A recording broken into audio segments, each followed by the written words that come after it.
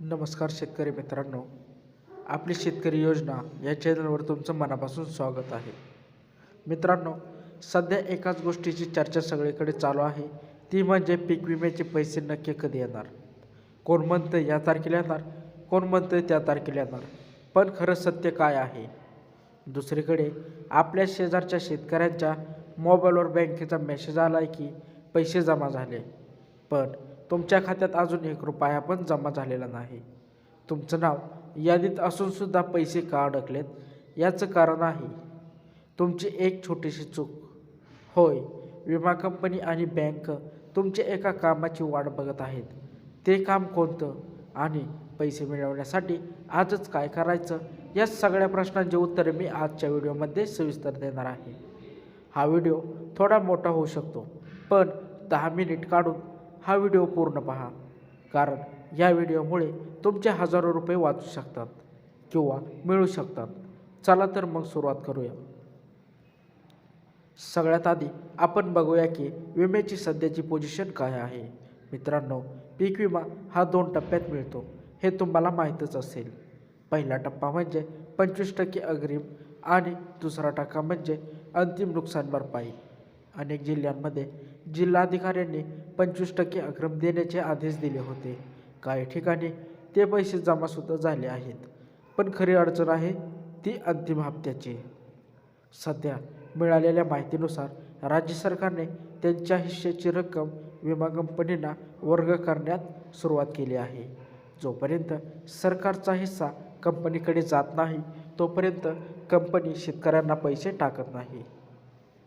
तर आनंदाची बातमी आहे की बऱ्याच जिल्ह्याचे पंचनामे पूर्ण झाले आहेत आणि जानेवारीच्या शेवटच्या आठवड्यापर्यंत किंवा फेब्रुवारीच्या पहिल्या 15 बहुतांश शेतकऱ्यांच्या खात्यात पैसे जमा होण्यास सुरुवात होईल. पण यात एक पण आहे आणि तोच आपला पुढचा आणि सर्वात महत्त्वाचा मुद्दा आहे. आता लक्ष देऊ नये का की पैसे मंजूर झाले, यादीत नाव पण आलं, तरी पैसे खात्यात येणार नाही जर तुमचं NPCI लिंकिंग नसेल तर. आता हे NPCI म्हणजे काय? सोप्या भाषेत सांगतो बघा. तुमचं बँक अकाउंट ही एक पाण्याची टाकी आहे आणि सरकारचा पैसा म्हणजे पाणी आहे. पण सरकार आता जुन्या पाईपलाईनने पैसे पाठवत नाही. सरकार आता थेट आधार नंबरच्या पाईपलाईनने पैसे पाठवतं. जर तुमच्या त्या टाकीला आधारची पाईपलाईननी जोडलेली नसेल, तर वरून किती पाणी सोडलं तरी तुमच्या टाकीत थेंब येणार नाही. पैसे हवेतच लटकून राहणार किंवा परत जातील. त्यामुळे उद्याच्या उद्या बँकेत जा. त्यांना विचारा, साहेब माझं खातं DBT म्हणजेच डायरेक्ट बेनिफिट ट्रान्सफरसाठी लिंक आहे का?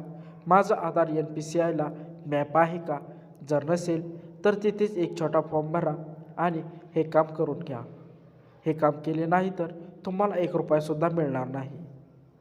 अजून एक महत्त्वाची गोष्ट, काही शेतकरी विचारत आहेत की माझं नुकसान झाले पण मला काहीच मिळणार नाही का? मित्रांनो, नियमानुसार अतिवृष्टी किंवा नुकसान झाल्यापासून 72 तासाच्या आत तुम्हाला कंपनीला कळवणं गरजेचं होतं. ज्यांना क्रॉप इन्शुरन्स ॲपवर किंवा टोल फ्री नंबरवर तक्रार दिली आहे त्यांचे पंचनामे प्राधान्याने होतात. जर तुम्ही तक्रार केली नसेल आणि आता तुम्हाला वाटत असेल की अन्याय झाला आहे, तर तुम्ही तुमच्या गावातल्या कृषी सहाय्यकाची भेट घ्या. सामूहिक नुकसान असेल तर तुम्हाला काही न करता पैसे मिळू शकतात, पण वैयक्तिक नुकसान असेल तर तक्रार महत्त्वाची होती. आता बऱ्याच जणांना प्रश्न पडला असेल की माझं ॲप्लिकेशन नक्की कुठपर्यंत आले, ते कसं बघायचं? मी तर तुम्हाला ते दाखवतो. सर्वात प्रथम तुम्ही तुमच्या मोबाईलवर Google उघडा आणि सर्च करा PFBY स्टेटस. तिथे पहिल्या वेबसाईटवर जा. त्यानंतर ॲप्लिकेशन स्टेटस या पर्यायावर क्लिक करा. तुमच्या पावतीवर जो रिसिप्ट नंबर आहे तो तिथे टाका आणि कॅप्चा कोड भरा. तिथे तुम्हाला दिसेल की जर पेमेंट सक्सेसफुल असं आलं तर समजून जा पैसे जमा झाले किंवा 1-2 दिवसात होणार आहेत. जर ॲप्रुव्हल पेंडिंग असेल तर थोडी वाट पाहावी लागणार आहे आणि जर रिवर्ट किंवा रिजेक्टेड दिसलं तर तुम्हाला तातडीने कृषी कार्यालयात जावं लागणार आहे. तर शेतकरी मित्रांनो, थोडक्यात सांगायचं तर विम्याचे पैसे यायला आता वेळ आला आहे. फक्त तुमची कागदपत्रे आणि बँक खातं रेडी ठेवा. जर तुम्हाला काही अडचण येत असेल किंवा बँकेत काय विचारायचं हे कळत नसेल तर खाली कमेंटमध्ये तुमचा प्रश्न नक्की विचारा. मी स्वतः प्रत्येक कमेंट वाचून उत्तर देण्याचा प्रयत्न करेन. ही माहिती तुम्हाला उपयोगाची वाटली असेल तर व्हिडिओला एक लाईक नक्की करा आणि हो, आपल्या शेतकरी ग्रुपवर हा व्हिडिओ शेअर करायला विसरू नका. कारण कदाचित तुमच्या एका शेअरमुळे एखाद्या गरीब शेतकऱ्याचे पैसे अडकण्यापासून वाचतील. भेटूया पुढच्या व्हिडिओमध्ये अशाच एका महत्त्वाच्या माहितीसोबत. तोपर्यंत काळजी घ्या.